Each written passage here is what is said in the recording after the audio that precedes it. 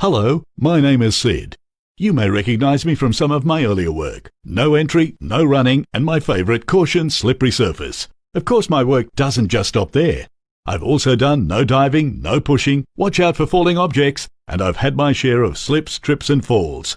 I've been electrocuted, stood on a cliff, and even been set on fire. However, I am a trained professional, so don't try any of this on site.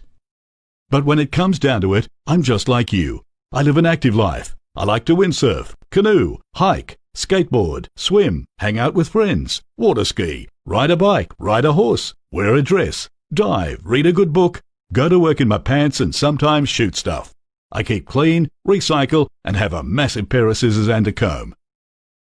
So you could say I've been around a bit, but let's face it, most of the work I do can be avoided. Like wearing a harness at heights in case you fall. Be aware of your environment. Stay away from obvious hazards. And don't stand underneath or in between big things that can squish you. In our line of work, we all need to put a little bit of thought into safety when we're designing a project. For example, wouldn't it be better if the safety switch wasn't located behind two giant fans at the base of an electrical shaft?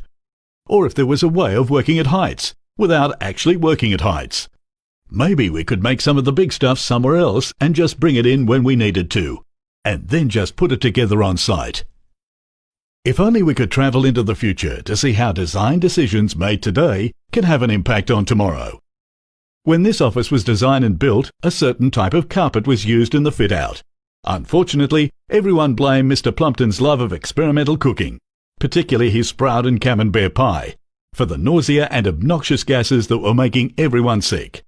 The real culprit was actually the carpet, off-gassing, slowly releasing toxic fumes. Getting rid of Mr. Plumpton didn't really help. And who would have thought that when Sam here was digging a trench, because it wasn't properly shored, he was actually digging his own grave? But that's not all. Even some of the simplest design decisions can have huge implications. When this hospital was finished, the height of the light fittings and the need for extra bed space meant that the only way to change a simple light bulb was by trampoline. Even something simple, like opening a window, can be a potential hazard when not considered properly. If we journey further into the future, we can see how mankind has evolved to adapt to deal with these hazards. For example, the problem of falling objects, and indeed falling people, will be a thing of the past.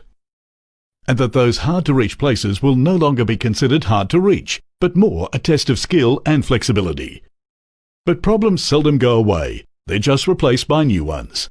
The reality is, we don't have a time machine, and it's unlikely we will change into flying rubber people.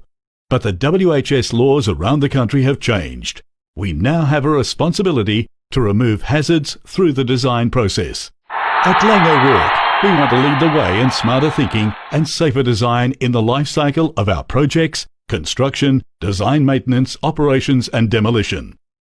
The smarter we are, the safer we become, which means more construction off-site, less working at height or in confined spaces, fewer accidents now and in the future, shorter delivery times and happier clients.